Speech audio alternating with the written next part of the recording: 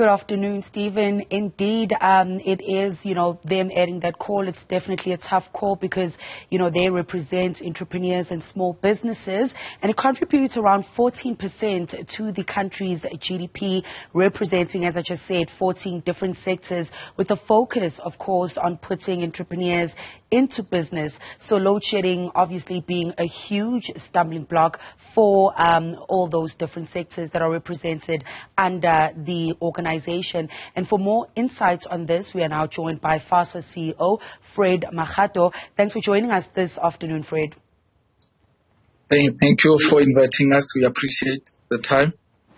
So as I've just highlighted, Fred, franchising is a significant contributor to the economy. However, your members been affected by the rolling blackouts, and what action exactly are you calling for? We are calling for government, especially our department, the Department of Small Businesses and Development, to engage with us, because I think one of the issues is that we don't want to see top-down approaches that don't work for our members.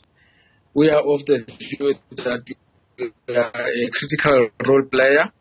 If the department engages with us, we should be able to come up with a solution that could be tailor-made for small businesses to be able to continue. So I think it was a press release or a media release of what the department is planning to do, but we don't have the nitty-gritties and understanding thereof.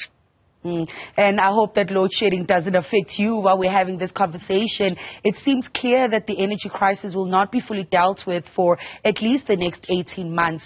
Is the sector actually also coming together with any strategies within itself as a proactive measure?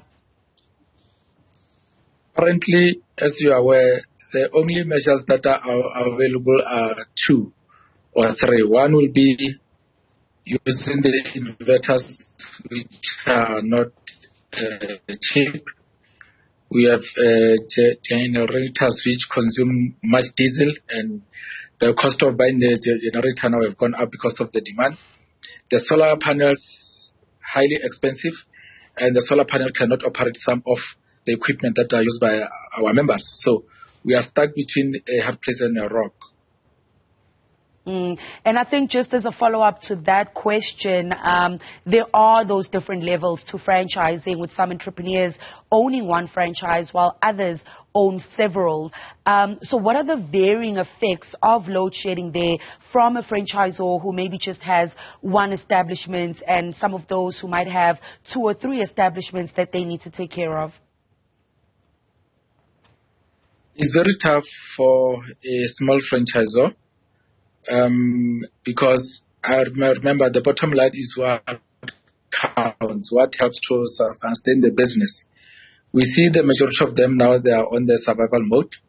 But with established brands, they have that cushion that they rely on. They have the surpluses that they can also help their franchises to continue to operate for a certain time. But what we are concerned about is that this emergency situation should not be allowed to continue for longer, because you can only be able to bear a certain burden for some time. And we don't want to see a situation whereby businesses, even small businesses that went under, were independently or operated. So we wouldn't want to see some businesses going down because of load shedding. We are aware of the kind of contribution that the franchising industry is making. So instead of us concentrating on building on that, now we are concentrating on trying to make our members survive, which is a problem on its own. Fred, unfortunately, that's all the time we have for this afternoon. Thank you for those insights from the franchise sector. And that was the Franchise Association of South Africa's CEO, Fred Makgato.